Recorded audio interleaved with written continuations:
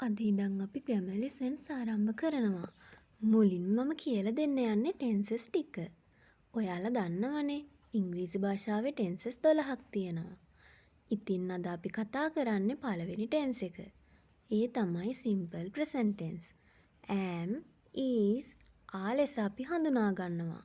මේවා be verb එකේ forms ලෙසත් අපි හඳුනාගෙන තියෙනවා.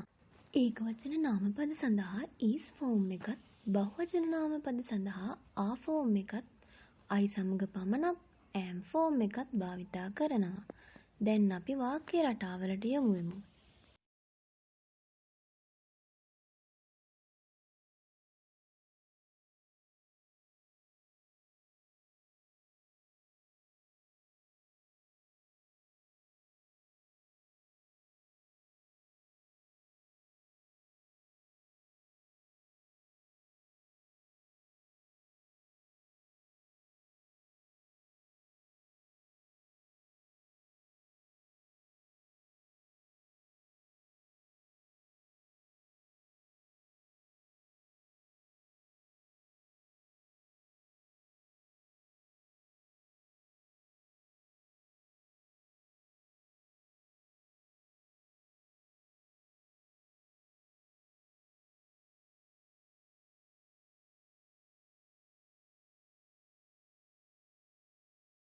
දැන් අපි බලමු සිම්පල් ප්‍රසන්ට් ටෙන්ස් වාක්‍යයක් නෙගටිව් ෆෝම් එකෙන් ලියන්නේ කොහොමද කියලා. හරිම සරලයි. අපිට කරන්න තියෙන්නේ am, is, are ෆෝම් එකට පස්සේ not එකතු කිරීමයි. දැන් අපි වාක්‍ය රටාවලට යමු වෙමු.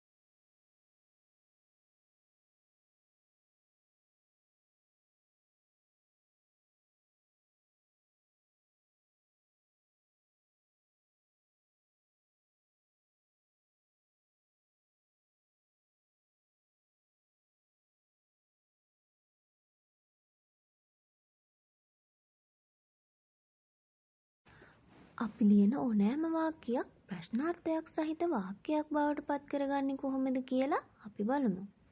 මේ වෙලාවේදී වෙන්නේ am, is, are ෆෝම් එක වාක්‍යයේ මුලට පැමිණීමයි. තව දුරටත් පොසිටිව් ෆෝම් වාක්‍යයේ තියෙන I ක්වෙක්ෂන් ෆෝම් එකට එන විට you ලෙස වෙනස් වෙනවා. දැන් අපි වාක්‍ය රටාව වෙතට යමු වෙමු.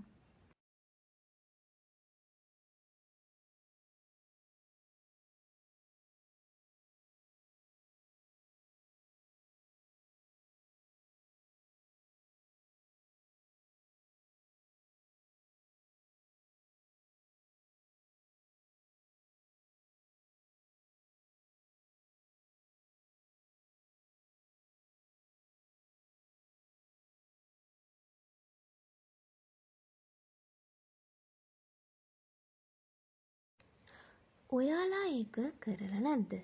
මෙන්න මේ වගේ ප්‍රශ්නාර්ථයක් සහිත නැත අර්ථයේ වාක්‍යයක්, ඒ කියන්නේ නෙගටිව් ක්වෙක්ෂන් ෆෝම් එකකින් වාක්‍යයක් ලියන්නේ කොහොමද කියලා දැන් මම ඔයාලට කියලා දෙනවා. ඒ වගේ වෙලාවට අපි කරන්නේ නෙගටිව් ෆෝම් එකෙන් අපි ලියාගත්ත වාක්‍යයේ is not, am not, are not කියන කොටස වාක්‍යයේ මුලට රැගෙන ඒම පමණයි. දැන් අපි වාක්‍ය රටාව වෙත යමු වෙමු.